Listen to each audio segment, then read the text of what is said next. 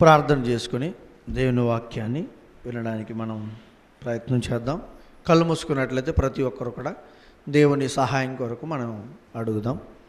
ప్రేమగల తండ్రి, మహోన్నతుడ, మీ ఉన్నతమైన ఘనమైన నామానికి స్తుతి స్తోత్రములు చెల్లించుకుంటూ ఈ యొక్క ఉదయకాల సమయంలో మీ సన్నిధానంలో చేరి ఉన్నతమైన మీ మాటలు ఆలోచించడానికి దీనులను దరిద్రుడునైన నన్ను నీ యొక్క కృపతో నిలబెట్టి ఈ యొక్క సమయంలో మీ యొక్క గ్రంథంలోని విలువైన సంగతులు ఆలోచించడానికి, అవి మా జీవితాలకు ఎలా సరిపోతాయో, మా బ్రతుకులను ఎలా కట్టుతాయో నైనా మీ యొక్క ఆత్మ నడిపింపుతో మమ్మల్ని అందరినీ బలపరచమని, మీరే నన్ను మరుగుపరిచి మీ యొక్క ఆత్మ సహాయంతో మా జీవితాలకు కావలసిన సంగతులు నేర్పించి బలపరచమని, ప్రతి విషయాన్ని విశ్లేషిస్తూ ముందు కొనసాగిపోయే జీవితాన్ని నైనా విశ్వాసంలో బలవంతులుగా నిలబడగలిగే స్థితిని మా అందరికీ నేర్పించమని, సంఘాన్ని అభివృద్ధిపరచమని క్రీస్తు వారి పేరట బ్రతిమాలకు వేడుకొచ్చున్నాము తండ్రి, ఆమెన్.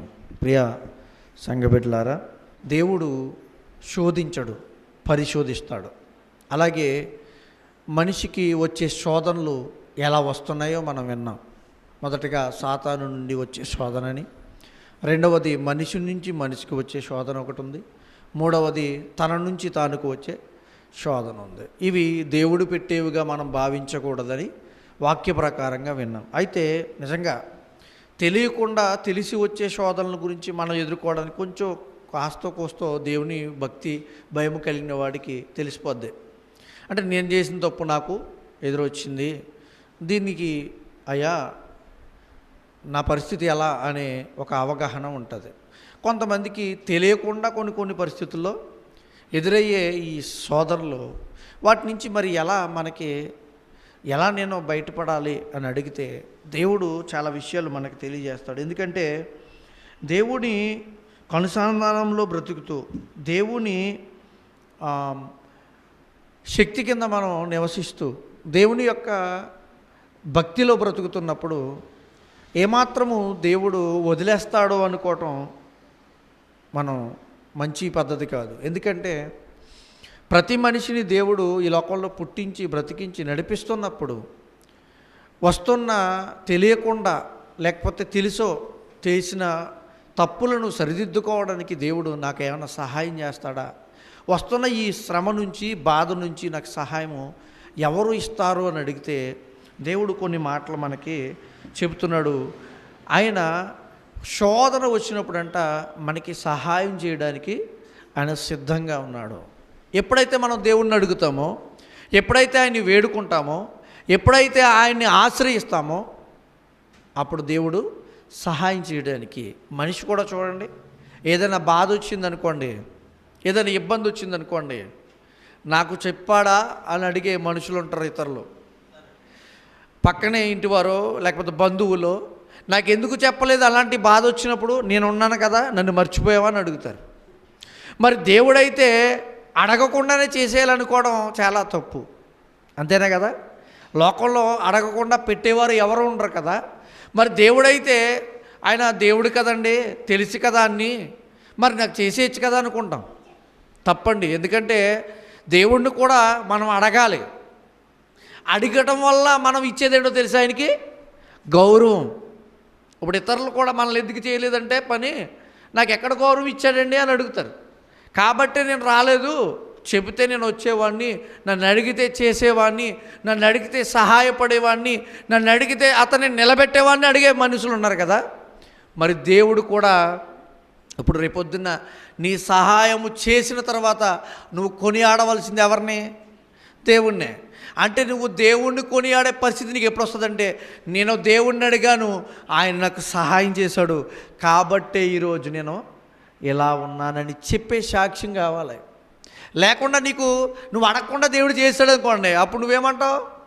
నా శ్రమ నేనే తీసుకున్నానంటావు. అవునా? అప్పుడు మనిషికి అహంభావం పెరుగుతుంది. దేవుడు అంటే భక్తి కన్నా నా శ్రమ నా నుంచి వెళ్ళిపోయింది, అది నా వల్లే, నేను బ్రతుకుతున్న బ్రతుకు వల్ల అని చెప్తుంటారు. అప్పుడు ఏమవుతుంది? దేవుడు చేసిన సహాయం పక్కకి వెళ్ళిపోద్ది. అందుకే దేవుడు అడిగేవారికి ప్రతిదీ దయచేయవాడని మాట ఎందుకు రాశాడంటే, అందుకేనండి అడగాలి, పొందుకోవాలి. మనకు వస్తున్న శ్రమల విషయంలో దేవుణ్ణి అడగాలి. అలాగే దేవుడు తనకు వస్తున్న శ్రమల గురించి, మనుషులకు వస్తున్న శ్రమల గురించి దేవుడు తెలుసు. కానీ దేవుడు అడిగినప్పుడే, ఏమంటే శ్రమ అంతా ఎవరి స్వాధీనంలో ఉందో తెలుసా? బాధ పెట్టడము ఎవరి స్వాధీనంలో ఉంది? ఇప్పుడు అధికారం ఎవరు ఇవ్వాలి? మనకి ఏదైనా దెబ్బ తగలాలో, బాధపడాలో, లేకపోతే తెలియకుండా మనకి ఏదైనా శ్రమ ఎదురైందనుకోండి, మనకు తెలియకుండా, దానికి అధికారం ఎవరికి ఉందంటే దేవునికే. ఎందుకంటే ఈ లోకంలో ఏది జరిగినా ఆయన కనుసంధానంలో జరుగుతుంది. అలాంటప్పుడు ఈ శ్రమ ఎవరి కనుసంధానంలో జరుగుతుందో మీరు గ్రహించాలంటే దేవుని సన్నిధానంలో. ఎందుకని? ఇప్పుడు యోబు గారు ఉన్నారండి. యోబు గారు ఎవరు మాట్లాడారు యోబు గారి గురించి? సాతాను వెళ్ళి, చూడండి ఆ మాట చూద్దాం. 1వ అధ్యాయము 6వ వచనం, యోబు గ్రంథము 1వ అధ్యాయము 6వ వచనం. దేవదూతలు యెహోవా సన్నిధి నిలుచుటకై వచ్చిన దినమొకటి తటస్థించెను. ఆ దినమున అపవాది యగువాడు వారితో కలిసే వచ్చాను. యెహోవా నువ్వు ఎక్కడి నుండి వచ్చితువని వానిని అడుగగా, అపవాది భూమి మీద ఇటు అటు తిరుగులాడుచు అందులో సంచరించుచూ వచ్చి నేను యెహోవాకు ప్రత్యుత్తరం ఇచ్చాను. అందుకు యెహోవా, నీవు నా సేవకుడని యోబు సంగతి ఆలోచించితివా? అతడు యథార్థవంతుడును. ఇక్కడ శ్రమలు చూస్తే ఇప్పుడు యోబు ఎలాంటి వాడో దేవునికి తెలుసు. యోబు ఎంత మంచివాడో దేవునికి తెలుసు. ఎంత ప్రేమ కలిగినవాడో, దేవుడు అంటే ఇష్టడో దేవునికి తెలుసు. సాతాను వచ్చి అక్కడ అడుగుతుంది. అంటే సాతాను మన పక్షాన చేయాల్సిన శ్రమ కానీ, బాధ కానీ ఎవరిని అడగాలి? చూసారా? అంటే శ్రమ ఎవరి స్వాధీనంలో ఉంది? అందుకే దేవుడు ఏమన్నాడు తెలుసా? అతని ప్రాణము తప్ప, చూడండి ఏమంటాడు 12వ వచనం, ఇదిగో అతనికి కలిగిన సమస్తమును నీ వశమున ఉన్నది, అతనికి మాత్రము ఏ హాని చేయకూడదని అపవాదికి సెలవీయగా. దేవుడు చెప్తున్నాడు అపవాదితో, అతను ఏం చేయడానికి నీకు అధికారం లేదు. అంటే భక్తి పరులను, భక్తిగా దేవునిలో బ్రతుకుతున్న వారికి మొదటగా ఏదైనా బాధ రావాలంటే, ఒకవేళ సాతాను నుంచి అయి ఉండొచ్చు, ఇతరుల నుంచి అయి ఉండొచ్చు, అనుమతి ఎవరు ఇవ్వాలి తెలుసా?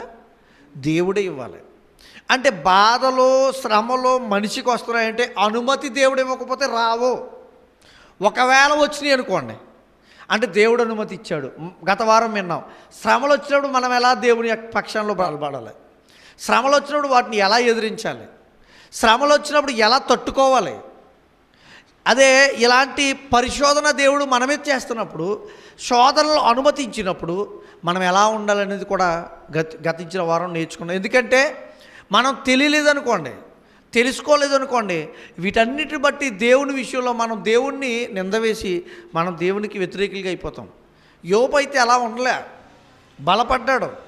మరింతగా పొందుకోవడానికి, శక్తిని పొందుకోవడానికి, ఈ లోక సంబంధమైన వాటిలో కూడా ఆయన బలం పుంజుకోవడానికి దేవుడు పెట్టిన పరీక్షలో ఆయన నిలబడ్డాడు, గెలిచాడు. ఏమండి చూస్తే మనం ఈ అన్ని సమస్యలు కూడా మనిషికి దేవుడు అనుసంధానంలో ఉన్నాయని మనం గ్రహించాలి. చూడండి, రోమీయులకు రాసిన పత్రిక 8వ అధ్యాయము 38, 39 వచనాల్లో ఒకసారి చదువుకుందాం. మరణమైనను, జీవమైనను, దేవదూతలైనను, ప్రధానులైనను, ఉన్నవైనను, రాబోనవైనను, అధికారులైనను, ఎత్తైనను, లోతైనను, సృష్టింపబడిన మరి ఏదైనా మన ప్రభువైన క్రీస్తు యేసునందలి దేవుని ప్రేమ నుండి మనలను ఎడబాప నేరవని రూఢీగా నమ్ముచున్నాను. అంటే రాబోయేంటి, ఉన్నవేంటి, ఇవన్నీ ఎవరి ద్వారా వస్తున్నాయి అంటే, రాబోయే ఒకవేళ ఏదైనా శ్రమ ఉందంటే నేను దేవుడి నుంచి ఎడబాయకూడదు. ఆ శ్రమ వచ్చినా, ఆ బాధలు వచ్చినా వాటిని తట్టుకునే శక్తి నీకు ఇస్తానని దేవుడు చెప్తున్నాడు కదా. ఒకవేళ తట్టుకోగలిగే శక్తి నీకు ఉంటేనే ఆ శ్రమ ఇస్తానని చెప్తున్నాడు కదా. అలాంటప్పుడు దేవుడు మాట్లాడుతున్నాడు, ఇవన్నీ నా చిత్తంలో ఉన్నాయి, నా అధికారం కింద ఉన్నాయి, నేను చెప్తేనే జరగాలి. ఒకవేళ జరిగిందంటే నిన్ను పరీక్షించడానికి దేవుడు ఇస్తున్నాడేమో అధికారం. మనం ఆ సమయంలో ఎలా ఉండాలో వాక్యం చెప్తున్నప్పుడు ఆ వాక్యాన్ని అనుసరించి బ్రతకాల్సిన బాధ్యత మనకు ఉంది. ఎందుకంటే చాలామంది దేవుడిని నిందేసి దేవునికి దూరం అయిపోయిన వారు అనేక మంది అండి క్రైస్తవ్యంలోనికి వచ్చి మార్పు చెంది రక్షణ పొందిన వారు కూడా లోకంలో తిరిగి వెళ్ళిపోయి దేవుడు నాకేం చేశాడు, ఇదిగో ప్రతి కుటుంబంలో అందరినీ కోల్పోయాను, నాకున్న సమస్తాన్ని కోల్పోయానని చెప్పేవాళ్ళు కొంతమంది, కుటుంబంలో నాకున్న సహోదరులు అందరినీ కోల్పోయానని చెప్పేవాళ్ళు కొంతమంది, నా బంధువులు కోల్పోయానని చెప్పేవాళ్ళు కొంతమంది, నాకున్న ఆస్తిని కోల్పోయానని చెప్పేవాళ్ళు కొంతమంది.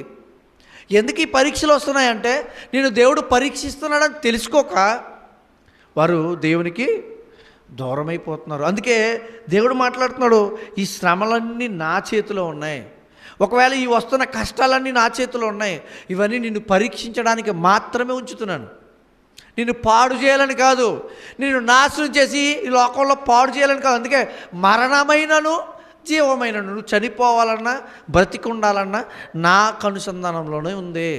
నువ్వేం భయపడకో. దేవుడు మనకిస్తున్న భరోసా. చనిపోతానేమో భయం ఉందా? చనిపోవాలన్నా నీకు ఎవరు ఇవ్వాలి ఆజ్ఞ? దేవుడు ఇవ్వాలి. బ్రతకాలని ఆశ ఉందా? నీకు బ్రతకాలని అంటే నువ్వు ఎవరిని అడగాలి? దేవుణ్ణి అడగాలి. ఇవన్నీ నా చేతిలో ఉన్నాయని చెప్తున్నాడు. అందుకే ఎవరి స్వాధీనంలో ఉన్నాయంటే నా స్వాధీనంలో ఉన్నాయని దేవుడు చెప్తున్నాడు. ఏ బాధ వచ్చినా ఏ శ్రమ వచ్చినా ఇది దేవుని స్వాధీనంలో ఉంది, నా దగ్గరకు వచ్చిందంటే నేను ఎలా ఉండాలో ఈ వాక్యం చెబుతున్న ప్రకారంగా మనం బ్రతికి దేవునికి ఇష్టడుగా ఉండాలి. అంతేకాని దేవుడిని బాధపరిచేవారిగా ఉండకూడదు. ఈ శ్రమలు వచ్చినప్పుడు మనం ఒకటి జ్ఞాపకం చేసుకోవాలి. ఈ శ్రమలు వస్తున్నప్పుడు ఇప్పుడు మనిషి జీవితం ఎలాంటిదంటే ప్రకృతి ఎప్పుడు కూడా రీసైకిల్ జరుగుతూ ఉంటుంది. ప్రకృతిలో ప్రతిదీ రీసైక్లింగ్ జరుగుతూ ఉంటుంది. అంటే ఎక్కడ ప్రారంభమైందో మళ్ళీ అక్కడికి వచ్చి నాశనం అయిపోయి మళ్ళీ ప్రారంభమవుతుంది. మన జీవితంలో కూడా మనం ఎలా ఆలోచించాలంటే బాధ వస్తున్నప్పుడు ఈ బాధ ఎప్పుడూ నా జీవితంలో నిలబడిపోయేది కాదు అనే సంగతి మనం గ్రహించాలి. ఎందుకని దేవుడు ఎప్పుడు అలా బాధ పెట్టే ఉంచుతాడా? ఉంచడు. గుర్తించడానికి నేను నేర్పుతున్నాడు. బాధ ఏంటో, కష్టమేంటో, జీవితం అంటే ఏంటో. చాలామందికి వయసు పెరుగుతూ ఉంటుంది, బ్రతుకుతూ ఉంటారు, కానీ కొంతమందికి బంధాలంటే ఏంటో, బాధ్యతలు అంటే ఏంటో ఇప్పటికీ తెలియదండి. ఎందుకో అర్థం కాదు. కొంతమంది మద్యానికి బానిసలైపోయి కుటుంబాన్ని పట్టించుకోలేని వారు ఉన్నారు. కొంతమంది ఇతర వ్యసనాలకు బానిసలైపోయి కుటుంబ అవసరాలు పట్టించుకోలేని ఉన్నారు. ఇలాంటివప్పుడు కుటుంబం విచ్ఛిన్నమైపోద్ది, కుటుంబాలు విచ్ఛిన్నమైపోతున్నాయి. బాధల్లో వెళ్ళిపోయి ఏమంటే వాళ్ళకు వచ్చిన సమస్యలను బట్టి ఏమంటే ఎంతకండి ఇలాంటి బాధలు వచ్చినాయని దేవుని కూడా విడిచిపెట్టి దూరంగా వెళ్ళిపోయే వాళ్ళు ఉన్నారండి. ఎందుకంటే ఇవి పరీక్షలు అని గ్రహించలేని మనుషులు చాలామంది ఉన్నారండి. ఒక మనిషిని మార్చడానికి ఎన్ని ప్రక్రియలు చేస్తున్నాడో దేవుడు తెలుసా? ఈ లోకంలో ఒక మనిషిని భక్తునిగా నిలబెట్టడానికి, తన బిడ్డగా నిలబెట్టడానికి ఎన్ని పరీక్షలు జరుగుతున్నాయో తెలుసా? ఒక చిన్న బిడ్డే ఎన్నో పరీక్షలు. ఇప్పుడు సంవత్సరంలో పాస్ అవ్వాలంటే యూనిట్లని, టెస్ట్లని ఇప్పుడు మారిపోయినాయి అనుకోండి. వాటి పేర్లు సెమిస్టర్ ఎగ్జామ్స్ అంటారు, అంతేనా? సెమిస్టర్లో మొదటి సెమిస్టర్, రెండో సెమిస్టర్, మూడో సెమిస్టర్, లాస్ట్కి ఫైనల్స్ ఎగ్జామ్స్. అంటే పరీక్షలు ఎన్నో పెడితే కానీ ఆ సంవత్సరం చదివిన చదువులో నువ్వు ఉత్తీర్ణుడు అవ్వట్లేదే. మరి నీ జీవితంలో, దేవుని భక్తి జీవితంలో నువ్వు గొప్పవాడు అనిపించుకోవాలంటే, నా బిడ్డ ఇంత గొప్పవాడు చూపించుకోవాలంటే నువ్వు ఎంత పరీక్షలు పెట్టాలి నిన్ను దేవుడు? ఎన్ని పరీక్షలకు అనుమతి ఇవ్వాలి దేవుడు? అందుకే వస్తున్నాయి ఈ శ్రమలు, అందుకే వస్తున్నాయి బాధలు. జాగ్రత్త. అయినప్పటికీ కూడా ఈ బాధల్లో, శ్రమల్లో కూడా నీకు సహాయం చేస్తాడు దేవుడు. చూడండి మరొక మాట, కీర్తన గ్రంథం 49వ అధ్యాయం 13వ వచనం. స్వాతిశయపూర్ణులకు వారి నోటి మాటను బట్టి వారిని అనుసరించే వారికి ఇదే గతి. స్వాతిశయపూర్ణులంటే ప్రేమతత్వం కలిగిన మనుషులు, తగ్గింపు హృదయం కలిగిన మనుషులు. స్వాతిశయపూర్ణులు అంటే అర్థం చాలా నెమ్మది కలిగిన వ్యక్తులంట. అలాంటి వారికంట వారి నోటి మాటను బట్టి వారిని అనుసరించి వారికి ఇదే గతి. ఏమండి, వారు పాతాళంలో మందగా కూర్చబడుదురు. ఎవరో? దేవుని నమ్మని వారు. మరణము వారికి కాపరి అయి ఉండును. వీళ్ళ గురించి మనం అనుకుంటాం, లోకంలో ఉన్న వాళ్ళ గురించి. ఉదయమున యథార్థవంతులు వారిని ఏలుదురు, వారి స్వరూపములు నివాసము లేనివై పాతాళంలో క్షయమైపోవును. దేవుడు నన్ను చేర్చుకొనును, పాతాళములో బలములో నుండి ఆయన నా ప్రాణమును విమోచించును. ఇలాంటి మంచి మనసు కలిగిన వారికి, దేవుడంటే భయభక్తులు కలిగిన వారికి వచ్చే మరణాన్ని నుంచి కాపాడేవారు ఎవరో తెలుసా? దేవుడు నన్ను కాపాడుతాడు. ఎందుకంటే లోకంలో చూస్తున్న వ్యక్తులను చూస్తుంటే, లోకంలో వస్తున్న పరిస్థితులు చూస్తుంటే చాలామంది బాగున్నట్టుగానే కనిపిస్తుంది. ఎందుకని? దేవుడిని ఎరగని వారు, దేవుడు తెలియనివారు కనపడుతుంటే చాలా బాగున్నారు వాళ్ళు, నాకంటే చాలా వాళ్ళే నెమ్మదిగా ఉన్నారు అనిపిస్తుంది. అందుకంటాడు అదే కీర్తన గ్రంథము 73వ అధ్యాయం తీయండి. 73వ అధ్యాయము 16వ వచనం. ఈయనని తెలుసుకోవాలని ఆలోచించినప్పుడు నేను దేవుని పరిశుద్ధ స్థలములోనికి పోయి వారి అంతమును గూర్చి ధ్యానిందును. ఇప్పుడు ఎవరైనా వారు ఇలా ఉన్నారు అని అనుకుంటే దేవుని తెలియకుండా నువ్వేం బాధపడకు. దేవుని దగ్గరికి వచ్చి పరిశీలించు, దేవుని సన్నిధానంలోకి వచ్చి ధ్యానించు దేవుని మాటలో. అప్పుడు వారి పరిస్థితి ఏంటో నీకు తెలుస్తాడు, వారి గతి ఏంటో తెలియజేస్తాడు. వారు పాతాళంలో వెళ్ళిపోతే కాపాడేవాడు ఎవడు లేడు, మరణించిన తర్వాత వారిని బలపరిచేవాడు ఎవడు లేడు, లేవనెత్తేవాడు లేడు. కానీ ఆయన నమ్మిన వారికి ఒక ఆధారం ఉంది. శ్రమలకు వచ్చిన బాధలు వచ్చిన లోకంలో ఆయన నమ్మితే మనకేంటో తెలుసా? దేవుడు నన్ను తిరిగి లేపుతాడనే ఆధారం ఉంది. మీకు ఒక విషయాన్ని గమనించాలి. ఈ లోకంలో ఎన్ని శ్రమలు వచ్చినా అవన్నీ కూడా విజయానికే కారణం. మరణం నుంచి లేపడం కంటే విజయం ఏముంది జీవితంలో? మరణాన్ని గెలిచి తిరిగి నిలబడిన వ్యక్తులు ఎవరైనా ఉన్నారా లోకంలో అంటే యేసుక్రీస్తు తప్ప ఎవరు కూడా మరణాన్ని జయించిన వారు ఈ లోకంలో లేరు. చరిత్రలోకి వెళ్ళి చూసినా కూడా ఎవరు కనపడరండి. కానీ ఆ గతిని, ఆ స్థితిని పొందుకోవాలంటే ఎవరికి వస్తుందో తెలుసా? తిరిగి ఎవరైతే ఆయన నమ్ముతారో, ఎవరైతే ఆయన ఆశ్రయిస్తారో, ఎవరైతే దేవుని స్థితిలో ఆయన తమ బ్రతుకును బ్రతుకుతారో వారికి తిరిగి అదే స్థితిని, మరణాన్ని గెలిచే స్థితిని ఇస్తాడంటున్నాడు. అదే మీకు శ్రమల తర్వాత వచ్చే విజయం. చదవండి, ఇంకా కిందకి చదవండి. సియోనులో ఆయన ఆలయం ఉన్నది. 73వ అధ్యాయం 16వ వచనం కదా. నేను దీనిని తెలుసుకొనవలనని ఆలోచించినప్పుడు నేను దేవుని పరిశుద్ధ స్థలములోనికి పోయి వారి అంతమును గూర్చి ధ్యానించు వరకు ఆ సంగతి నాకు ఆయాసకరముగా ఉండెను. చాలా బాధపడిపోతుంటావు, ఆయాసకరం. వాళ్ళందరూ బాగున్నారేంటి, నేను బాగోలేదేంటి, ఆయాసం తెచ్చేసుకుంటాం.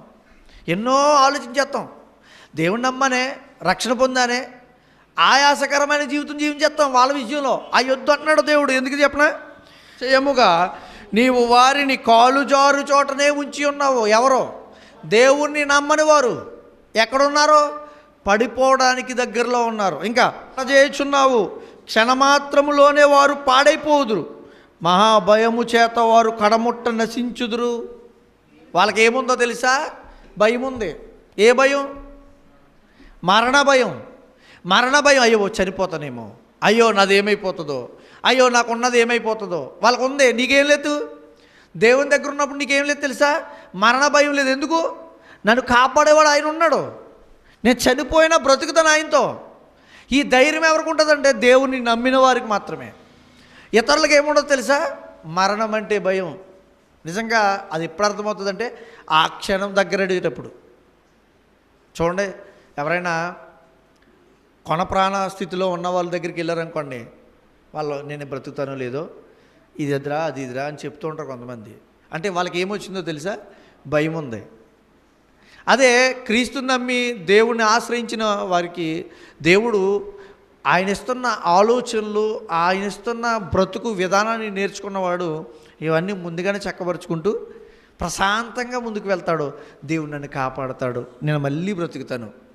ఈ లోకంలో పొందుకున్నవి కొంచెమే, ఈ లోకంలో నాకు ఉన్నవి తక్కువే, ఈ లోకంలో నేను బ్రతికిన స్థితి చిన్నదే. అయినప్పటికీ దేవుణ్ణి నమ్మి బ్రతికాను కదా, దేవునితో స్థితిలో అక్కడ ఉండే స్థితి నాకు ఇస్తానంటున్నాడు. ఇంతకంటే గొప్ప కారణం ఏంటి? శ్రమ తర్వాత ఇంతకంటే గొప్ప ధన్యకరమైన జీవితం ఏం కావాలి మనకి అనే గొప్ప ఆశ్రయం మనకు ఉంటుంది. చూడండి మరొక మాట, రోమీయులకు రాసిన పత్రిక.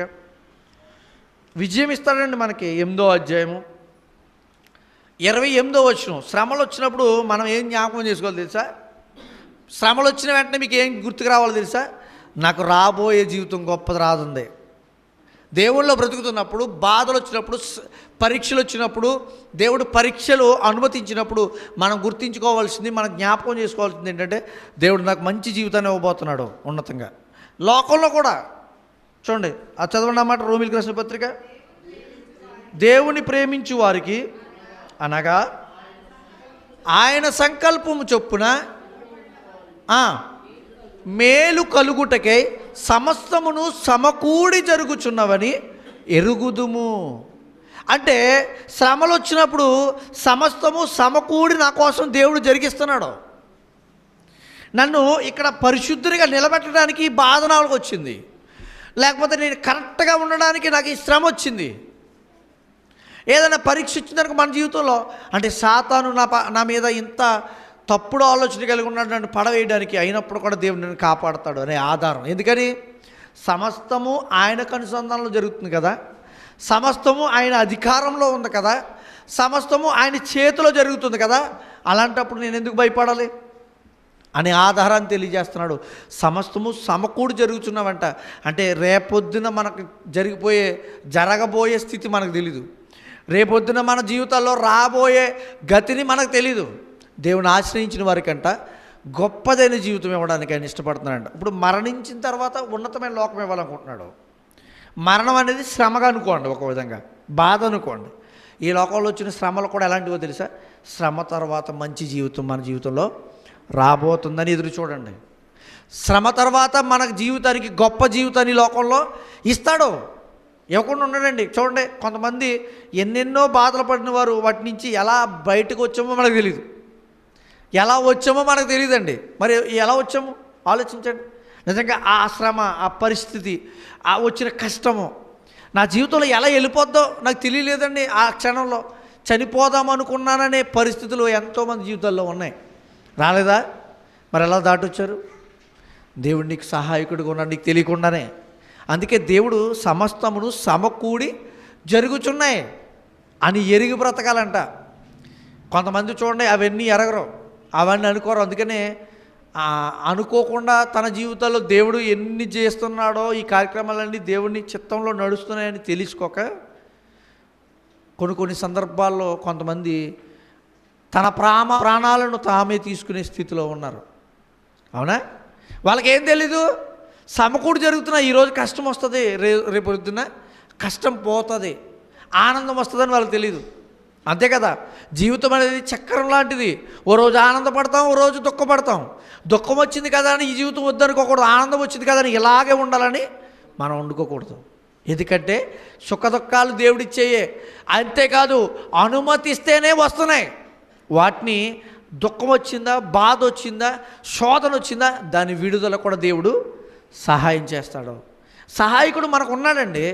లోకంలో ఉన్న వారికి శ్రమల్లో సహాయకులు చేసేవాళ్ళు ఉన్నారో లేరో మనకు తెలియదు, కానీ దేవుణ్ణి నమ్మిన వారికి మాత్రం లోకంలో ఒక వారు చేసిన సహాయం కంటే గొప్ప సహాయం చేసేవాడు మనకు ఉన్నాడు. లోకంలో ఉన్నవాళ్ళు ఒక డబ్బు సహాయం చేయొచ్చు, మాట సహాయం చేయొచ్చు, లేకపోతే వాళ్ళు చేతి సహాయం చేయొచ్చు, కానీ దేవుడు చేసే సహాయం కంటికి కనబడేది కాదు. అంత గొప్ప సహాయం చేస్తాడు. ఒకవేళ ఇతరులైనా వచ్చి నీకు సహాయపడాలంటే అనుమతి దేవుడే ఏర్పాటు చేయాలి. అది గమనించండి. అది తెలుసుకుని మనం ముందుకు వెళ్తే దేవుని పట్ల మనకి ఇంకా భక్తి పెరుగుతుంది. దేవుడంటే ఆలోచనలో మనం బలపడగలుగుతాం. మరొక మాట కూడా చూసుకుందాం. ఎందుకంటే దేవుడే మనకి సహాయము అని అనడానికి మనకు ఆయన ఒక ఆశ్రయం. బాధ వచ్చింది, కష్టం వచ్చింది, తీర్చగలిగిన వాడు ఉన్నాడు అనుకోండి, మనం పరిగెట్టుకుని వాడి దగ్గరికి వెళ్ళి, అయ్యా నాకు ఈ పరిస్థితి వచ్చింది, అవునా, తీర్చగలిగిన వాడి దగ్గరికి వెళ్ళి అడుగుతామా అడుగుమా. మరి శ్రమలు వచ్చినాయి, శోధనలు వచ్చినాయి. ఈ శోధనలు ఎవరి దగ్గరికి వెళ్ళి అడగాలి మనం? ఒకసారి మాటలు చూద్దాం. కీర్తన గ్రంథము 16వ అధ్యాయము మొదటి నుంచి చూద్దాం. కీర్తన గ్రంథము 16వ అధ్యాయము మొదటి నుంచి భక్తుడు ఏమని అడుగుతాడో చూడండి. దేవా, ఎవరు శరణు వచ్చి ఉన్నాడంట భక్తుడు? దేవుని శరణు వచ్చి ఉన్నాడంట. మనం కూడా అలా అడగాలి. దేవా, నీ శరణు వచ్చి ఉన్నాను, నువ్వు నాకు నాకు నాకు నాకు సహాయం చేయి. నేను గొప్పవాడిని ఎప్పుడు అనుకోకూడదండి. మనం నాకున్న శక్తి గొప్పదని ఎప్పుడు అనుకోకూడదు. ఎందుకంటే ఒకనాడున్న శక్తి మరొక రోజు ఉండదు. ఒక రోజున్న ఆరోగ్యం మరొక రోజు లేకపోవచ్చు. ఒక రోజున్న జ్ఞానం మరొక రోజు లేకపోవచ్చు. ఒక రోజున్న ఆస్తి ఇంకొక రోజు లేకపోవచ్చు. కానీ సహాయం ఎవరంటే దేవుడే. అందుకే అంటున్నాడు, దేవా నీ శరణు జొచ్చి ఉన్నాను, నన్ను కాపాడుము. ఎందుకని? కాపాడవలసింది మనల్ని మనుషులు కాదు. ఒకవేళ మనుషులు వచ్చి కాపాడినా మనం ఏమంటామంటే, కొంతమంది కొన్ని సందర్భాలు అంటుంటారు, గుర్తుందో లేదు మీకు, దేవుడిలా ఏంటి, దేవుడిలా వచ్చావు, దేవుడు పంపిస్తే వచ్చినట్టున్నావేంట్రా అంటారా లేదా? ఎందుకని? ఆ ఘనత ఎవరిదో తెలుసా? పంపిన ఆయనదే. మీకు తెలీదు. ఈ కార్యక్రమాలన్నీ జరిగిస్తుంది ఆయన. మనం ఎప్పుడు దేవుడు నన్ను బాధ పెట్టేస్తున్నాడు, శ్రమ పెట్టేస్తున్నాడు అని అనుకుంటామే. కానీ ఆ క్షణంలో పలానా వ్యక్తిని పంపి దేవుడు నన్ను కాపాడని ఒకసారి జ్ఞాపకం చేసుకోండి. ఇలాంటి ఎన్ని పరిస్థితులు రాలేదు మన జీవితంలో, ఎన్నో వచ్చినాయి. మనం గుర్తు పెట్టుకుంటే తెలుస్తుంది. నీ శరణొచ్చి ఉన్నాను, నీవే ప్రభుడవు, నీకంటే నాకు క్షేమాధారం ఏమీ లేదని యెహోవాతో నేను మనవి చేయుదును. ఎందుకంటే కాపాడేవాడు ఆయనే, రక్షించేవాడు ఆయనే. మరణము జీవం అన్నీ ఆయన చేతిలో ఉన్నాయంట. నాకు మరణం రావాలంటే ఆయన అనుమతి ఇవ్వాలి కదా, నేను చనిపోవాలంటే ఆయన ఓకే చేయాలి కదా. రేషన్ కార్డు ఇవ్వాలంటే ప్రభుత్వం వారు మన ప్రభుత్వం వారిలో ఎవరిస్తారంటే మన ప్రాంతాల్లో ప్రభుత్వం ఓకే చేస్తుంది ముందు. తర్వాత మన రేషన్ కార్డు ఎవరైనా ఓకే చేయాలంటే ముందు ఆఫీస్కి వెళ్తుంది, ఎంఆర్ఓ గారు దాన్ని ఓకే చేయాలి. అప్పుడు అది ఇంప్లిమెంట్ అయ్యి పంచాయతీ ద్వారా మనకు వస్తుంది. ఇప్పుడు ఒక అధికారి నీ కుటుంబాల్లో, నీ జీవితంలో శారీరక సంబంధమైన విషయాల్లో ఒక మేలు కలగడానికి ఎలా అయితే ఆధారంగా ఉన్నాడో, అంతకంటే గొప్పవాడిగా దేవుడు మన జీవితాల్లో ఎలా ఉన్నాడంట? ఆయన కంటే మనకి క్షేమాధారం ఏది లేదని నేను ప్రభువుతో మనవి చేయుదును. నేనెలాగందును? ఏమని? భూమి మీద ఉన్న భక్తులే శ్రేష్ఠులు, వారు నాకు కేవలము ఇష్టులు. ఎలా అనాలంట మనం? భక్తులు, దేవుణ్ణి నమ్మిన వారంటే నాకు ఇష్టం. ఎందుకు? దేవుణ్ణి నమ్మిన వారు ఎవరిని ఆశ్రయిస్తారో ఆయన్ని, దేవుణ్ణే ఆశ్రయిస్తారు. మరి దేవుణ్ణి నమ్మని వారు ఎవరిని ఆశ్రయిస్తారు? ఎరా ఆ రోజు చేస్తానన్నావే పని, నిన్ను నమ్మాను కదరా అంటామా? చేయలేని వాడి గురించి నిన్ను నమ్మాను, నువ్వు చేస్తావు అనుకున్నాను, నీకు అప్పగించాను, నువ్వేం చేసావు? నా జీవితంలో ఇది పాడు చేసావురా అంటారు. కానీ మనం దేవుణ్ణి నమ్మండి, దేవుణ్ణి ఆశ్రయించండి, దేవునికి అడగండి సమస్తము. మనం ఇంకా మళ్ళీ విషయాల్లో భక్తులను విషయాల్లోనంట ఆయన శ్రేష్ఠులు, వారు నాకు కేవలం ఇష్టడు అంటే. ఎందుకని? దేవుణ్ణి ఆశ్రయిస్తే దేవుడు వారికి సహాయం చేస్తున్నాడు. భక్తుల గురించి నాకు అర్థమవుతుంది. ఈ లోకంలో బ్రతుకుతున్నారే భక్తులు, శ్రమలు వచ్చినా బ్రతుకుతున్నారు కదా, కష్టం వచ్చినా బ్రతుకుతున్నారు కదా. ఇలాంటి పరీక్షలు, శోధనలు వస్తున్న దేవుళ్ళలో బ్రతుకుతున్నారు కదా. వాళ్ళు చూస్తే నాకు అర్థమైంది ఏంటో తెలుసా? దేవుడు వారికి ఆశ్రయంగా ఉన్నాడు. నేను కూడా దేవుడిని ఆశ్రయిస్తున్నాను కాబట్టి నాకు ఆశ్రయం ఆయనే, కాపాడేవాడు ఆయనే అంటున్నాడు ఇక్కడ. యెహోవాను విడిచి వేరొకరిని అనుసరించి వారికి ఏమొస్తాయంట? దేవుణ్ణి వదిలేస్తే మనకి ఏమొస్తాయి? శ్రమలు వస్తాయి. దేవుణ్ణి మరియు వారు అర్పించు రక్తపాలను నేను అర్పింపను, వారి పేర్లు నా పెదవులను ఎత్తను. యెహోవా నా స్వాస్థ్య భాగము, నా పానీయ భాగము, నీవే నా భాగమును కాపాడుచున్నావు. మనోహర స్థలములలో నాకు పాలు ప్రాప్తించెను, శ్రేష్టమైన స్వాస్థ్యము నాకు కలిగెను. నాకు ఆలోచనకర్త అయిన యెహోవాను స్తుతించెదను. రాత్రి గడియలలో నా అంతరేంద్రమును నాకు బోధించుచున్నవి. సదాకాలము యెహోవా యందు నాకు గురిపి చూపుచున్నాను. ఎప్పుడు కూడా దేవుణ్ణి ఆశ్రయించాలి, ఎప్పుడు ఆయన్నే ఆశ్రయించాలనే సందర్భాన్ని భక్తుడు తెలియజేస్తున్నాడు. ఎందుకని? కాపాడేవాడు ఆయనే. ఈ లోకంలో అనేక మంది ఇతరుల సంబంధాలలో దేవుని నమ్మని వారు తమ ఇష్టానుసారంగా బ్రతుకుతున్న వాళ్ళకి ఆధారం ఉందే, అది నిజమైన స్టాండర్డ్ అయిన ఆధారం కాదు. కానీ దేవుణ్ణి, నిజ దేవుణ్ణి ఆశ్రయించిన వారికి ఆధారం నేనే అంటున్నాడు ఆయన. చూడండి మరొక యెషయా గ్రంథము 25వ అధ్యాయం 4వ వచనం తీయండి. కాబట్టి బలిష్ఠులైన జనులు నిన్ను గణపరచెదరు, బేకర జనముల పట్టణస్థులు నీకు భయపడుదురు. ఎండిన దేశములో ఎండవేడిమి అణిగిపోయినట్లు నీవు అన్యుల ఘోషను అణిచివేసితివి. మేఘఛాయ వలన ఎండ అణచివేయినట్లు బలాత్కారులు బలిష్ఠులైన జనులు నిన్ను గణపరచెదరు, బేకర జనముల పట్టణస్థులు నీకు భయపడుదురు. బలిష్ఠులైన జనులు దేవుని గణపరచడం ఏంటి? బేకరమైన పట్టణస్థులు దేవునికి భయపడటం ఏంటి? చూడండి, అక్కడక్కడ మనం చూస్తూ ఉంటాం. ఈరోజు ఒకప్పుడు కోటలు కట్టి గోడలు మాత్రమే నిలబడినవి ఇప్పటికీ ఉన్నాయి అనేక ప్రాంతాల్లో. బలిష్టమైన జనులు అంటే వాళ్ళ ప్రాంగణం, వారు బ్రతుకుతున్న స్థితి ఇతరులు వచ్చి దాడి చేసినా ఎవరు ఏం చేయలేని పరిస్థితిలో అప్పుడు బ్రతికారు. అయినప్పటికీ ఇప్పటికీ వారి కుటుంబాలు ఉన్నాయంటే అక్కడ ఆ ప్రాంతాల్లో ఎవ్వరూ లేకుండా ఖాళీ అయిన మొండి గోడలతో అనేక ప్రాంతాలు కనబడతాయి. అంటే వారికి ఎవరు ఆశ్రయంగా లేరు. వారు ఏమి నమ్ముకున్నారో తెలుసా? ఈ ప్రాంతం అంతా మాది, ఈ ప్రాంతంలో మేము కట్టుకున్న గోడలు, మేము కట్టుకున్న కోటలు మాకు ఎప్పుడు నివాసంగా ఉంటాయి, ఇవే మమ్మల్ని కాపాడుతాయని వాటి మీదే ఆధారపడ్డారు. తర్వాత రాబోతున్న జీవితంలో ఏమవుతుందో వాళ్ళకి తెలియలేక ఏమైంది? ఆ గోడలు కూలిపోయాయి. ఆ ప్రాంతంలో ఉన్నవారు, అందుకే కదా పట్టణస్థులంట భయపడుదురు. చూడండి, పట్టణాల్లో ఎన్ని పరిస్థితులు జరుగుతున్నాయి ఇప్పుడు. గొప్ప సిటీల్లో మన మధ్యన అగ్ని ప్రమాదం ఒక చోట వచ్చింది, భూకంపం ఒక చోట వచ్చింది, వరదలు వచ్చినాయి కూడా. పట్టణంలో ఎలా ఉంటుంది పరిస్థితి? భయాందోళనతో బ్రతుకుతూ ఉన్నారా? మన మధ్యన వరదలు వస్తే పడవలు వేసుకుని వెళ్ళారు, కార్లు వెళ్ళే రోడ్లలో. ఎందుకు? వాళ్ళకేంటి అప్పుడు? భయం. వాళ్ళు ఏది నమ్ముకున్నారు? ఆ ప్రాంతాలను, అక్కడ జీవిస్తున్న జీవితాన్ని నమ్ముకుని మాత్రమే బ్రతుకుతున్నారు. కాబట్టే వాళ్ళు అలా అయిపోతున్నారని ఇక్కడ చెప్తున్నాడు.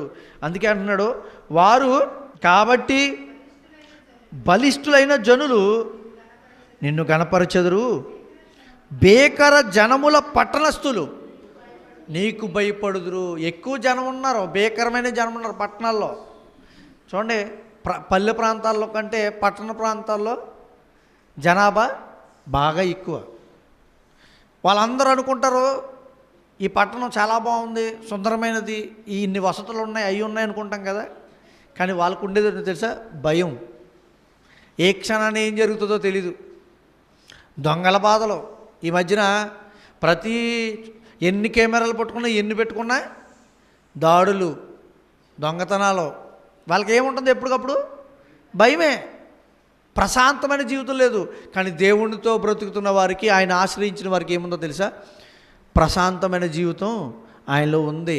ఆయనతో బ్రతికిన వారికి ఆశ్రయం ఉంది, ఆధారం ఆయనే. నేనున్నానని చెప్తున్నాడు ఆయన. చూడండి, ఇంకొక మాట చూద్దాం. ఇంకా మనకు బాధ వచ్చింది, శ్రమ వచ్చింది. ఎవరికి చెప్తామో తెలుసా?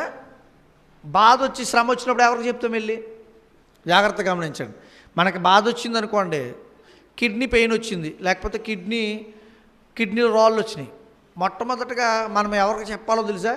మామూలు ఉదాహరణగా డాక్టర్కి చెప్తాం వెళ్ళి. తర్వాత ఎవరితో పంచుకుంటామో తెలిసి మన బాధని చెప్పాలి.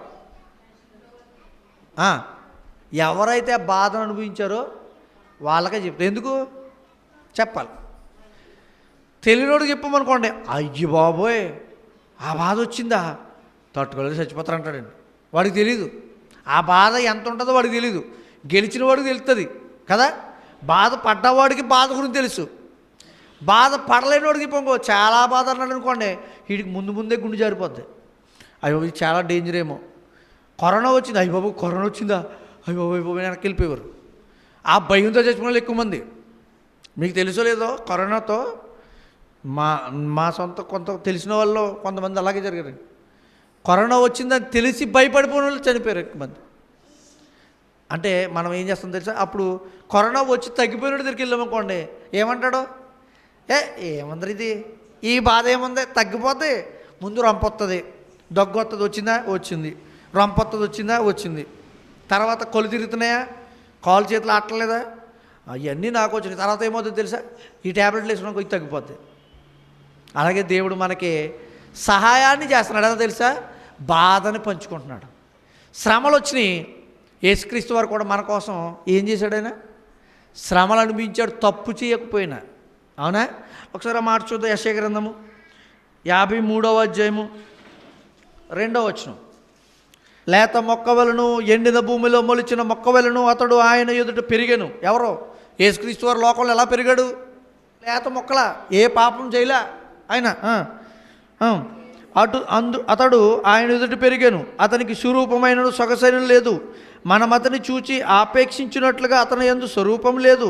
అతడు తృణీకరింపబడిన వాడు ఆయను, మనుషులకు విసర్జింపబడిన వాడును, వ్యసనాకాంతుడుగాను, వ్యాధిని అనుభవించిన వాడుగాను, మనుషులు చూడనొల్లని వాడుగాను ఉండెను.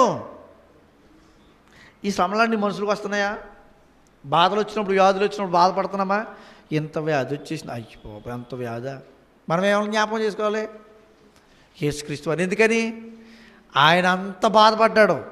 నువ్వు పడుతున్నావే వ్యాధి వచ్చినప్పుడు, నువ్వు పడుతున్నావే బాధలు వచ్చినప్పుడు, శ్రమలు వచ్చినప్పుడు నువ్వు పడుతున్నావే, సేమ్ అంతకంటే గొప్పది ఆయన మన కోసం పడ్డాడు. నీ పాపాలు క్షమించడానికి ఎంత శ్రమ పడ్డాడు ఆయన. మీరు గమనించండి, ప్రపంచంలో ఎన్ని బాధలు పెట్టినా ఎక్కువ శ్రమలు పడి మరణించింది యేసుక్రీస్తు వారు కనపడుతుంది. నిజంగా ఒక్క గోప మీద సరైన దెబ్బ కొట్టారనుకోండి, బ్రతకలేని మనుషులు. మనం చెల్లున చీలుస్తూ కొరడాలు కొడుతుంటే సిలువ మానును 153 కేజీల బరువుని భుజం మీద పెట్టి లాగుతూ మోస్తూ కొడుతుంటే ఎన్ని కొరడా దెబ్బలు తిన్నాడు. పట్టి లాగుతుంటే అలా కారిపోయింది రక్తం.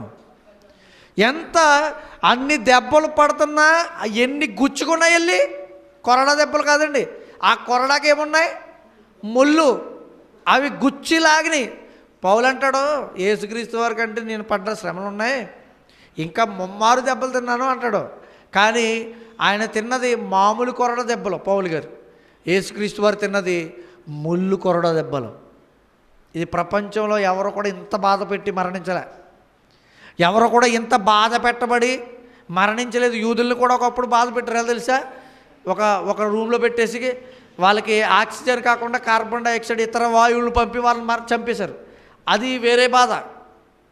యేసుక్రీస్తు వారు పెట్టిన శ్రమ చూస్తాయండి, కంటితో చూడటానికి కూడా మనం ఆ బాధని తీసుకోలేము. అంతెందుకు, నిన్న మొన్న ఒక సోదరుడు, మన వంశీ గారు ఉన్నారు కదా, వంశీ గారు సోదరుడు ఎవరో గుద్దేసి వెళ్ళిపోయారంటే యాక్సిడెంట్ అయిందంట. ఒక అన్న ఫోటోలు పెట్టి, ఇదిగో ఇలా యాక్సిడెంట్ అయింది ప్రార్థించండి అని పెడితే, కాలు చూడటానికి కాసేపు మాకు చాలా ఇబ్బంది అనిపించింది. చెక్కబడిన కాల్ని అంటే చిన్న విషయానికి ఇంత బాధపడిపోతున్నామే. యేసుక్రీస్తు వారికి వచ్చిన శ్రమను జ్ఞాపకం చేసుకోండి మీరు.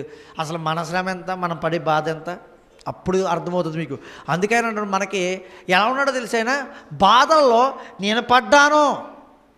చూడండి, కిడ్నీ స్టోన్స్ ఒక ఆయన ఇప్పుడు నా దగ్గరికి వచ్చాడు, కిడ్నీ స్టోన్స్ వచ్చినాయా, ఇలా బాధంతో అన్నా ఏం బాధ పెట్టేస్తుందిరా, తట్టుకోలేకపోతున్నాను, దొల్లేస్తున్నాను అన్నాడు. ఏముండదు అన్నాను. అదే వేరే వాళ్ళు చెప్పారు అనుకోండి, పడలేనోడికి. ఒక సందర్భంలో ఒక వ్యక్తి, ఒక పాస్టర్ గారు కూతురికి బాగోలేదు. ఆయన పాస్టర్ గారు చెప్తున్నాడు, ఇద్దరికి ఫోన్ చేశాడట. ఇద్దరికి ఫోన్ చేస్తే ఒక ఆయన అన్నాడు, ఆపరేషన్ చేయించుకోవడానికి తీసుకెళ్లారు, ఆ అమ్మాయికి ఏమంటారు దాన్ని, అపెండైటిస్ నొప్పి వచ్చింది. వెళ్ళినప్పుడు ఆపరేషన్ చేసి కట్ చేస్తారంటే, ఉండాలంటే అది పగిలిపోయిందంట. ఒక వ్యక్తికి ఫోన్ చేస్తా అన్నాడు, అయ్యా ఇలాగ జరిగిందని అంటే ప్రార్థన చేయండి అంటే, అయ్యి బాబోయ్ అలా జరిగిందా, ఏమైపోద్దో అన్న అన్నాడంట. వెంటనే ఆయన గుండె జారిపోయినట్టు అయిపోయింది. ఇంకొక ఆయన ఫోన్ చేశాడు, ఏం కదా అది ఏముండదు, క్లీన్ చేస్తారు, తీసేస్తారు, తుడిచేస్తారు, శుభ్రంగాను 4 రోజులు నీరసంగా ఉంటుంది, తర్వాత క్లీన్ అయిపోద్ది అన్నాడు. 2 మాటలు విన్నాడు, 2 మాటలు విన్నాడు. కానీ ఎవరి మాటలకి ఎలాంటి ఆధారం దొరికిందో చూడండి.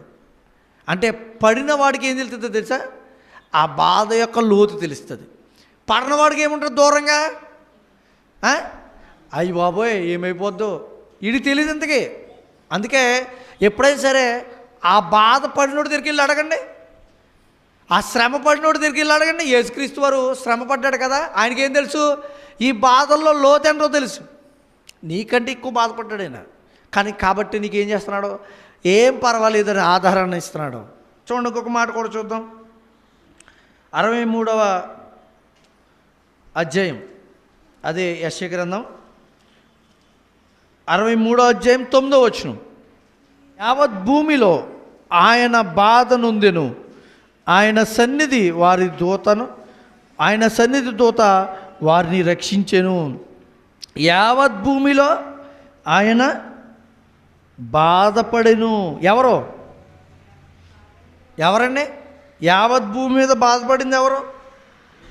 యేసుక్రీస్తు వారు. అంత బాధపడిన వారు ఇంకెవరో కనపట్లే, అంత శ్రమ నొందిన వారు ఇంకెవరో కనపట్లే. కాబట్టే మనకి ఏం పంచుకుంటున్నాడో తెలుసు? మనతో ఆ శ్రమని పంచుకోవడానికి దేవుడు ఉన్నాడు. ఇప్పుడు నువ్వు చెప్పవనుకోండి, దేవునికి తెలియజేసావనుకోండి నీకు బాధని, ఏం చేస్తాడో తెలుసా? ప్రశాంతమైన మనసుని ఇస్తాడు. ఎందుకని? ఆయనకి ఈ బాధ నుంచి, ఈ కష్టం నుంచి విడుదల ఎలా పొందాలో ఆయనకి తెలుసు. ఇప్పుడు ఆయనకి తెలుసు ఎలా నిన్ను బయటికి లాక్కరావాలో. ఆయనకి తెలుసు ఈ బాధలో నాకంటే మీకు వచ్చినవి ఎక్కువ కాదని. కొంతమంది అంటారు, హాస్పిటల్కి వెళ్ళాను 4 రోజుల నుండి వచ్చాను రా అన్నామనుకోండి, నేను 15 రోజులు ఉన్నాను. ఏంటి అదే చెబుతావు? నువ్వు 4 రోజులకి బాధపడిపోతున్నావు ఏంట్రా? నేను 15 రోజుల నుండి వచ్చాను కోమాలో అంటారా? అంటే ఎలా ఉంటుంది మీకు అప్పుడు? అమ్మ బాబాయ్, అంటే నాకు వచ్చింది చాలా తక్కువే, అంటే నాకు వచ్చింది బాధ చిన్నదే, ఏం పర్వాలేదు అనమాట అనే ధైర్యం వస్తుంది. చూడండి, ఆ ధైర్యాన్ని ఇస్తున్నాడు దేవుడు ఇక్కడ. ఆయన అడిగితే చెప్తాడు. ఆయన దగ్గరికి వెళ్తే మనకు అర్థమవుతాయి ఆయన పడిన బాధ ఏంటో, ఆయన పడిన శ్రమ ఏంటో, వచ్చిన వ్యాధులు, బాధలు, సమస్యలు, వీటన్నిటికంటే ఎక్కువ అనుభవించాడు ఆయన. నిజంగా మనకు కొన్ని సందర్భాలు ఏంటి అని తినేస్తున్నారు బాబు ఈ జీవితంలో, నాకేంటి బాధ అని అనిపిస్తుంటుంది మన అందరికీ. ఏదో సమయాల్లో వస్తూనే ఇలాంటి. మన దేవుని అడిగామనుకోండి, వాటి నుంచి విడుదల దయచేస్తాడు దేవుడు. వాటి నుంచి మనల్ని బలపరుస్తాడు. చూడండి, బాధల్లో కూడా మనతో ఉంటాడండి దేవుడు. ఒకసారి మాట చూడండి, కీర్తన గ్రంథం తీయండి 23వ అధ్యాయం. బాధల్లో మనకు తోడు ఉంటాడంట. ఎవరైనా తోడు ఉంటాడు బాధల్లో? చెప్పండి. మనతో ఎవరైనా ఇంటి పక్కన వాళ్ళని పలానా బాధ వచ్చి నాతో ఉండరా అన్నాం అనుకోండి, అయిపోయి. ఉదాహరణ కరోనా వచ్చులతో ఇంట్లో వాళ్ళు ఉండేవారా? లేరు. మామూలు శ్రమల్లో కూడా ఎవరు కూడా రారు. 23వ అధ్యాయం 4వ వచనం చదవండి. గాఢాంధకార లోయలో నేను సంచరించినను ఏ అపాయమునకు భయపడను. ఎందుకు భయపడవు? నాకు ఏ బాధ వచ్చినా నేను భయపడను. ఎందుకు భయపడను? చూడండి, నీవు నాకు తోడయుందువు. ఎవరో? దేవుడు తోడై ఉంటాడు. నీ దుడ్డు కర్రయు నీ దండమును నన్ను ఆదరించును. దుడ్డు కర్ర అంటే కంటికి కనబడే కర్ర కానిది, సహాయం. దుడ్డు కర్ర అనే మాటలో దేవుని సహాయం ఉంది. దండము అంటే నిన్ను ఆయనకున్న అధికారం కనబడుతుంది. మనకి ఆయన అధికారం కనబడుతుంది. దాంట్లో మనల్ని కాపాడే శక్తి ఎవరికి ఉంది? దేవునికి. ఇప్పుడు నిన్ను కాపాడే శక్తికి వెళ్ళిన వాడే నీకు తోడుకున్నాడు అనుకోండి, ఏం చేస్తావు? లాయర్ గారు మన నాన్న అనుకోండి, లాయర్ గారు మన నాన్న ఎవడో వచ్చి మన మీద తప్పుగా కేసు పెట్టాడు. లాయర్ మా నాన్న అనుకోండి, ఏం చేస్తారు అప్పుడు మీరు? ఎలా ఉంటారు? అయ్య బాబోయ్ ఏమవుతుందో ఏంటో భయపడతారా? రా చూద్దాం, నాకు తెలీదా? మరి నీ దేవుడు ఈ అధికారాలన్నీ ఆయన చేతిలో ఉంటే నువ్వెందుకు భయపడాలి? శ్రమ వచ్చిన ఎందుకు భయపడాలి? అదే అంటున్నాడు ఇక్కడ, ఆయన నాకు ఆశ్రయదుర్గం, ఆయన నన్ను కాపాడేవాడు, ఇంకా నేను ఎందుకు భయపడతాను? చూడండి, మరొక మాట కూడా చూద్దాం. 46వ అధ్యాయం 7వ వచనం. 46వ అధ్యాయం 7వ వచనం. సైన్యములకు అధిపతి యెహోవా మనకు తోడై ఉన్నాడు. యాకోబు యొక్క దేవుడు మనకు ఆశ్రయమై ఉన్నాడు. దేవుడంట మనకు తోడై ఉన్నాడంట. ఎవరో? సైన్యములకు అధిపతి యెహోవా. ఏ సైన్యం ఉంది ఆయనకి? మిలిటరీ. ఏ మిలిటరీ ఉంది? ఇప్పుడు అమెరికా వెళ్ళామనుకోండి, అమెరికాకి మిలిటరీ ఉంది, దాన్ని సైన్యం అంటాం. ఇండియాకు ఒక సైన్యం ఉంది, అది సైన్యం. మరి దేవుడికి ఏముంది? కనపడుతుందా మనకి? చెప్పాలి. దేవతల సైన్యమా? చెప్పండి, ఇంకే సైన్యం ఉంది దేవునికి? మీరు అనుకుంటున్నారు మన సైన్యమా? మనం ఒకవేళ ఏదైనా గట్టిగా గాలిస్తుందో ఒకటి పరిగెట్టుకెళ్ళిపోతాం మనం. దేవుని సైన్యం ఏంటో తెలుసా? మిడతలో, ఇంకా కప్పలో. ఆ సైన్యంతో కదా పరువు దగ్గర నుంచి ఎవరిని విడిపించాడు? ఇశ్రాయేలీలు విడిపించక ఏం వాడుకున్నాడో దేవుని సైన్యాన్ని. ఇంకా చెప్పనా, ఆకాశ సమూహంలో ఉన్న వర్షం ఆయనదే, సమూహం ఆయనదే, సైన్యం. ఇంకా నీటి దారలే కదా వర్షం, వరదలు వస్తే తట్టుకోగలం మనం అంటే. ఆ సైన్యం ముందు మనం పోరాడగలమా? గాలి వచ్చింది, గట్టి గాలి వేస్తుంది, పోరాడండి కత్తులు పట్టుకుని. కంటికి కనబడే సైన్యం వచ్చింది అనుకోండి, గన్నం లేకపోతే ఇంకోటి ఏదో పట్టుకుని పోనీ పోరాటానికి వెళ్తాం. మరి ఈ సైన్యం దేవుని సైన్యం, గాలి వస్తుంది, అది దేవుని సైన్యం. ఎదిరించండి. పెద్ద ఇల్లు కట్టుతున్నారు, పెద్ద పెద్ద ఇల్లు కడతారు, ఇల్లులతో పాటు ఎగిరిపోతాయి. వర్షం, మునిగిపోతాం నీటిలో. సముద్రం ఆయన సైన్యమే. ఆకాశ నక్షత్రాలు ఆయన సైన్యమే. ఈ లోకంలో ఉన్న వస్తున్న ఉపద్రవాలు ఆయన సైన్యమే. ఇవన్నిటి నుంచి తట్టుకున్నాడు ఎవడండి? అలాంటి ఆయనకి చెప్తున్నాడు, నేను నీకు ఆశ్రయం అంటున్నాడు. ఇంత శక్తి కలిగిన ఆయన మనకు ఆశ్రయంగా ఉంటే, ఈ శ్రమల్లో, వస్తున్న బాధల్లో, ఈ పరీక్షల్లో, ఈ శోధనలు ఏమనుకుంటున్నావు తెలుసా? ఏంటండి నాకే వచ్చినాయి? అప్పుడు నువ్వు అనుకోవట్లేదేంటి నాకు ఇంత గొప్ప దేవుడు నాకు ఆశ్రయంగా ఉన్నాడని? అప్పుడు నువ్వు అనుకోవట్లేదండి నాకు ఇంత సహాయం చేసే దేవుడు నా దేవుడు అని? అందుకే నీకు ప్రత్యేకంగా తెలియజేస్తున్నాడు. మరి గుచ్చి మాటలు ఎందుకు తెలియజేస్తున్నాడు తెలుసా? వస్తున్న శ్రమలన్నిటిలో నీకు ఆధారం నేనున్నాను, భయపడొద్దు, నేనున్నాను, నేను చేసి పెడతాను అని అన్నాడు అనుకోండి ఎమ్మెల్యే. ఆ మాటకి తృప్తి వచ్చేది. మనకు చెయ్యకపోయినా ఎంత తృప్తి వచ్చేద్దో. నీకు రోడ్డు వేసి పెడతాను అన్నాను కదయా అన్నాడు అనుకోండి. ఏంటి కంటికి కనబడే రోడ్డు మనుషులు కూడా వేసుకోగలరా? చేయగలరు. ఒక మనిషి చెప్తున్న దానికే ఎంతో ఆనందపడిపోతామే మనం. మాకెంత ఆశ్రయం ఇచ్చాడు, చెప్పాడైనా చేస్తాడు బాబు నీకెందుకు అని అంటుంటాం. కానీ దేవుడు నేను నీకు ఆశ్రయం అంటున్నాడు. ఆయన సైన్యములకు అధిపతియగు యెహోవా చెప్తున్నాడు ఏమని? వీటన్నిటి విషయాల్లో, ఇవన్నిటి మీద అధికారం కలిగిన ఆయన చెప్తున్నాడు, నేను నీకు సహాయకుడును. ఇంకేం చేస్తాడో తెలుసా దేవుడు? చూడండి, యెషయా గ్రంథం 49వ అధ్యాయం. యెషయా గ్రంథం 49వ అధ్యాయము 13వ వచనం చదవండి. శ్రమనొందిన తన జనుల యందు జాలిపడి యెహోవా తన జనులను ఓదార్చి ఉన్నాడు. దేవుడు ఏం చేస్తాడంట? శ్రమనొందిన వారికి, బాధలు పెట్టబడిన వారికి, ఒకవేళ నీకు తెలియకుండా నీ జీవితంలో వచ్చిన శోధనలకి దేవుడు ఏం చేస్తాడో తెలుసా? ఏం చేస్తాడంట? సహాయము. ఇంతకంటే ఏం కావాలి మనకి? సహాయం చేసే దేవుడు నీకున్నప్పుడు ఏం కావాలి ఇంకా?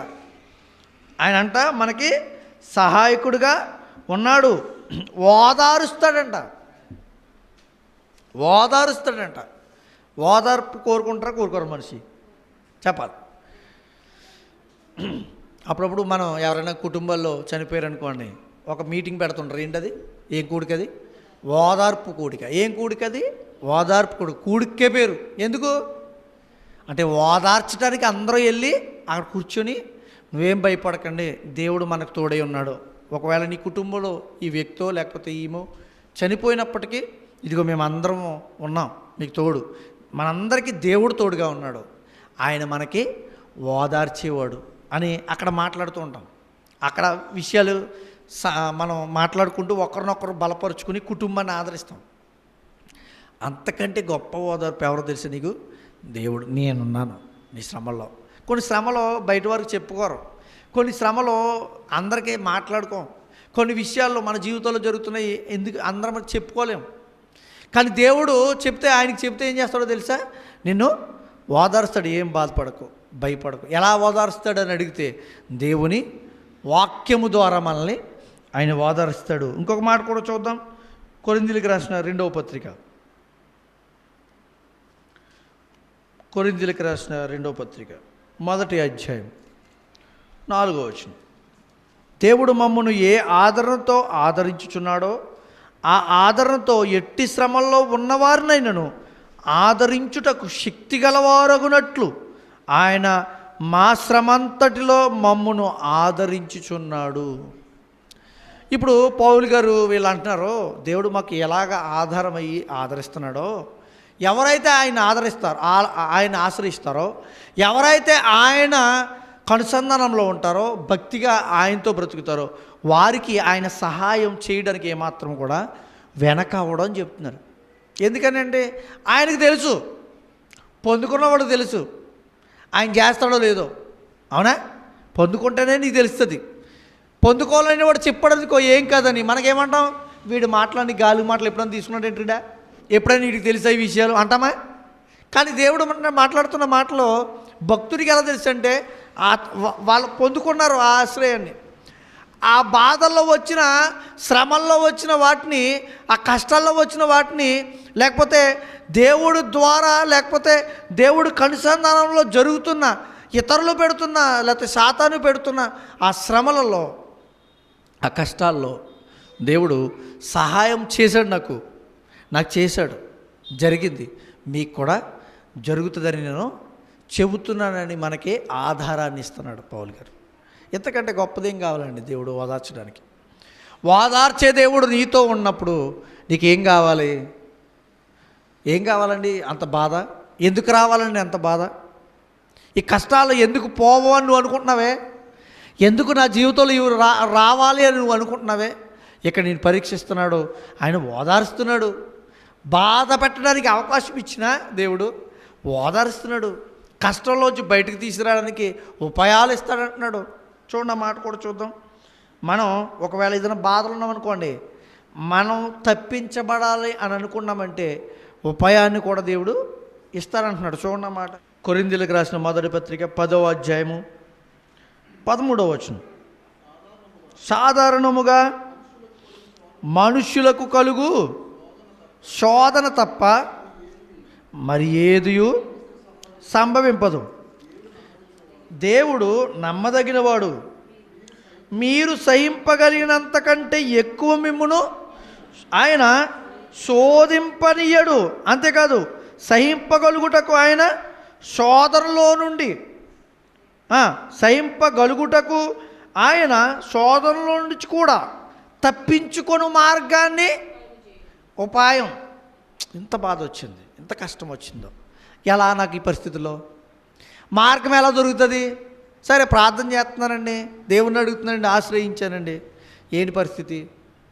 మార్గం నీకు ఇస్తాడు. ఆ స్థితిలో, ఆ శ్రమలో, వచ్చిన శోధనలో నువ్వు తప్పింపబడ్డానికి అప్పుడు ఆలోచనలు రావు. కూర్చోండి, ఎప్పుడన్నా బాధ కలిగినా, కష్టాలు వచ్చినా, సందిగ్ధమైన పరిస్థితి మన జీవితంలో వచ్చినప్పుడు మంచి ఆలోచనలు రావు, అంటే ఉపాయాలు రావు. అవునా? బాధలో మంచి మంచి ఉపాయాలు వస్తాయా? రావు.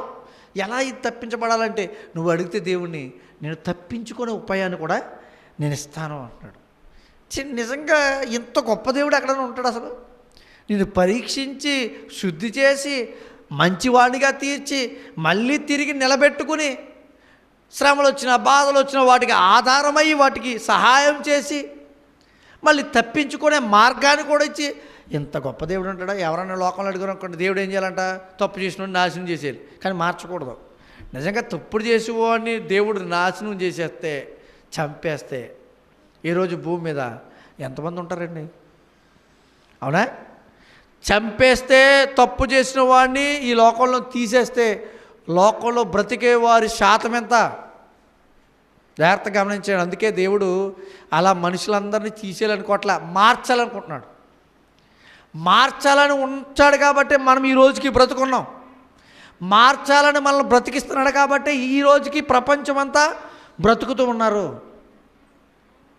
అక్కడే ఆయన తీసుకుంటున్నాడు వెతుక్కుని, బాధల్లోంచి, ఇబ్బందుల్లోంచి. క్రైస్తవంలోకి వచ్చిన, క్రీస్తుని నమ్మిన కూడా మనల్ని పరిశీలిస్తూనే ఉన్నాడు. సహించడానికి శక్తిని ఇస్తున్నాడు.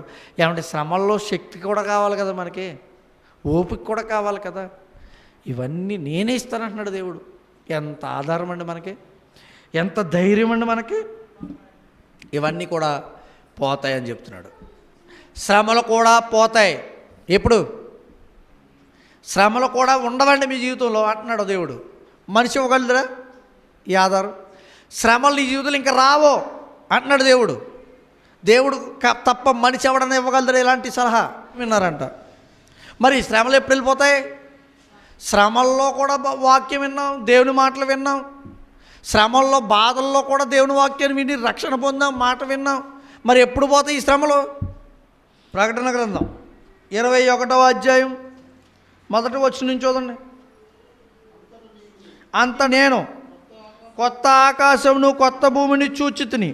మొదటి ఆకాశం మొదటి భూమియు గతించిపోయెను, సముద్రం ఇక లేదు. మరియు నేను నూతనమైన యెరూషలేము అను పరిశుద్ధ పట్టణము తన భర్త కొరకు అలంకరింపబడిన పెండ్లు కుమార్తె వలె సిద్ధపడి పరలోకమందున దేవుని యొద్ద నుండి దిగివచ్చుట చూచితిని. అప్పుడు ఇదిగో దేవుని నివాసం మనుషులతో కూడా ఉన్నది, ఆయన వారితో కోపడముండును, వారు ఆయన ప్రజలై ఉందురు. ఎప్పుడండి దేవుని ప్రజలమని ఎప్పుడు అనబడతాం?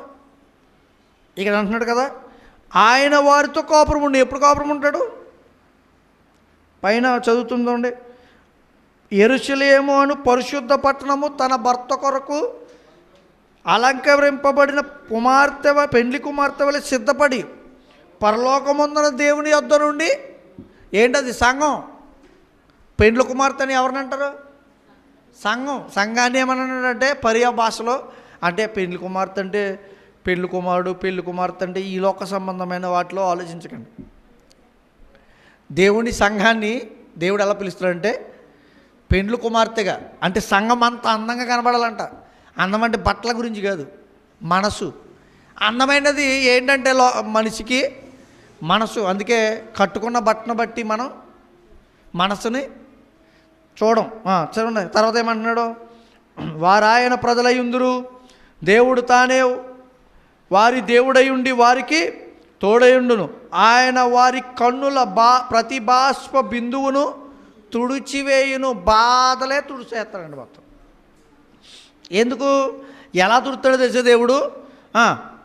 మరణము ఇక ఉండదు, దుఃఖమైనను ఏడ్పైనను వేదనను ఇక ఉండదు. ఎంతలా ఆయన ఆశ్రమిస్తాడంటే ఆయన నమ్మిన వారికి ఎంతలా ఈ శ్రమలు తీసేస్తాడో ఇక రావో. ఈ భరోసా ఎవరు ఇవ్వగలరు? ఒకళ్ళు డాక్టర్ గారి దగ్గరికి వెళ్ళామనుకోండి, జ్వరం వచ్చిందండి డాక్టర్ గారు అని అనుకోండి, ఈ ట్యాబ్లెట్లు వేసుకో తగ్గుతుంది, ఇక రాదు అని అంటాడా? చెప్పాలి. డాక్టర్ ఏమంటాడో ఈ మందులు వేసుకో ఇది తగ్గిపోద్ది అంటాడు, కానీ ఇక రాదు అని అనడం. కానీ దేవుడు ఏమంటాడు తెలుసా? ఇక ఉండదు. ఏది? దుఃఖం, బాధ, ఏడ్పు, వచ్చిన శ్రమ, కష్టాలు, ఇక్కట్లు, ఇబ్బందులు ఈ లోకంలో పడ్డావే, అవి యేసుక్రీస్తు వారి రాకల్లో అన్నీ కూడా సమాప్తమైపోతాయి. ఈ తృప్తి ఎక్కడ వస్తుంది మీకు? ఈ తృప్తి ఎక్కడ వస్తుందండి? ఒక డాక్టర్ ఇవ్వగలరా? ఒక కోర్టులో ఒక లాయర్ ఇవ్వగలరా? ఒక జడ్జి ఇవ్వగలరా? ఇంకా రావండి నీ జీవితంలో ఇవని. మనుషులు అధికారులు ఇవ్వగలరా? ఇలాంటి కష్టాలు నీకు ఇంకా రావని ఇవ్వలేరే. ఒక డాక్టర్, వైద్యం చదువుకున్న డాక్టరే ఇవ్వలేడే నీకు ఆధారం, ఇవ్వలేడే నీకు భరోసా. కానీ దేవుడు అంటున్నాడు, నేను ప్రతి బాత్వ బిందువును తుడి చేస్తాను, ఇంకా రాదు. అసలు ఏడుపే రాని జీవితం అంటే ఎంత గొప్పదండి. ప్రతి మనిషికి ఏడుపు అంటే ఇష్టం ఉండదు కదా.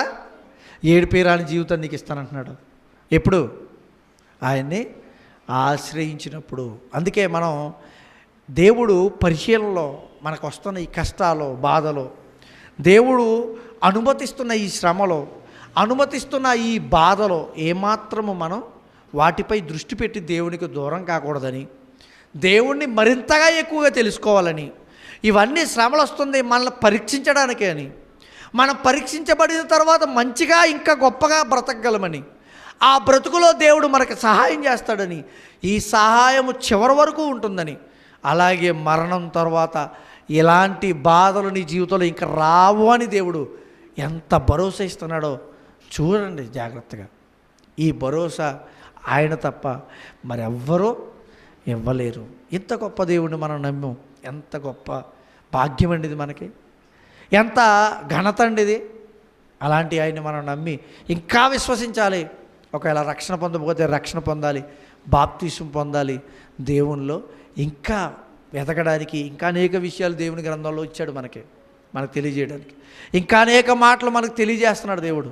వాటిని వినడానికి దేవునితో సత్సంబంధం కలిగి వాక్యాన్ని వినడానికి ఆసక్తి పడి దేవుని సన్నిధానానికి వచ్చి మాటలు వింటూ మనం బలపడుతూ అనేక మందికి బలపరుస్తూ దేవుని వాక్యాన్ని మనం వింటూ అనేక మందికి చెబుతూ రక్షణ పొందిన మనం అనేక మంది రక్షణ రావడానికి మనం స్వాగతించడానికి ఆయన పక్షాన ఉండేవారుగా మనం ఉండాలి. ఇలాంటి మంచిగా దేవుని మాటలు మనం వింటూ నేర్చుకుంటూ బలపడుతూ దేవుళ్ళో ఇంకా ఎలాంటి శ్రమలో బాధలో కష్టాలు మన జీవితాల్లో వస్తున్నప్పుడు దేవుని ఏమాత్రం దూషించకుండా ఇవన్నీ దేవుని అనుమతితో వస్తున్నాయి. ఈ అనుమతి, ఈ శ్రమ తర్వాత నాకు ఆనందం ఉంది, ఈ శ్రమ తర్వాత నాకు సంతోషం రాబోతుందని ఆసక్తి కలిగి మన బ్రతుకులు ఇంకా బలపడుతూ స్థిరపడుతూ ఆయనందు ఆసక్తి కలిగి దేవుని స్తుతిస్తూ ముందుకు కొనసాగిపోవాలని మన జీవితాన్ని గురించి తెలియజేస్తూ ఈ చిన్న మాటలు ముగిస్తూ చిన్న ప్రార్థన చేసుకుందాం. ప్రేమగల తండ్రి మహోన్నతుడా, ఎంతవరకు గొప్ప విలువైన సంగతులు, ఆదరణ మాటలు మా జీవితాల్లో ఆత్మీయంగా మేము ఏదైతే ఈ లోకంలో వస్తున్న బాధలను తట్టుకోవడానికి మాకు ఆధారము మనుషులపై ఉండకూడదని మీరే మాకు గొప్ప ఆధారమని నీ వాక్యం ద్వారా తెలియజేశారు. ఇంత గొప్ప సంగతులు మా జీవితాల్లో మా ఆత్మీయ జీవితాన్ని బలపరచడానికి నేర్పిన విధానం బట్టి స్తోత్రాలు నాడు. ఈ లోకంలో మనుషులు కూడా తీసివేయలేరు ఈ బాధల నుంచి, శ్రమల నుంచి. నా మీద ఆధారపడండి, నేను సహాయం చేస్తానని వాక్యం ద్వారా తెలియజేశారు. ఈ శ్రమలలో, బాధల్లో, ఇక్కట్లలో, ఇబ్బందుల్లో, వ్యాధుల్లో మీరే మాకు జ్ఞాపకం నాయనా, మీరే శాంతి, మీరే యొక్క సమాధానం, మీరే ఆధారం. మిమ్మల్ని బట్టి మిమ్మల్ని ఆశ్రయించి బ్రతుకుతున్న మాకు మరింత సహాయం చేసి నడిపించమని నాయన, ఒకవేళ ఎవరైనా శ్రమల ఇబ్బందుల్లో ఇక తట్టుకోలేకపోతున్నారేమో వారిని తప్పించి నడిపించి వాటి మంచి ఉపాయము ఇచ్చి వారి జీవితంలో బలపడి మీకు ఇష్టానుసారమైన జీవితంలో బ్రతకడానికి సహాయం తెచ్చమని మాకు ఆధారమైన నీకు కృతజ్ఞాస్తులు చెల్లించుకుంటూ మమ్మల్ని మేము తగ్గించుకుంటూ విన్న ప్రతి సంగతి, ప్రతి మాట మా హృదయాల్లో భద్రపరిచి బలపరిచి మహిం పొందుకోబడి మా రక్షకుడైన క్రీస్తు వారి పేట సమస్తము ఈ పాదపద్మములు అడిగి వేడుకుని ప్రార్థిస్తూ ఈ చిన్న ప్రార్థన మీ పాదాల చెంత అడిగి వేడుకుని పొందుకున్నాము, నమ్ముచు కృతజ్ఞాస్తులు చెల్లించుకుంటూ ప్రాధేయపడుతున్నాము మా ప్రియ పరలోకపు తండ్రి. ఆమేన్, ఆమేన్. అందరికీ వందనాలు. ఒకరికొకరు.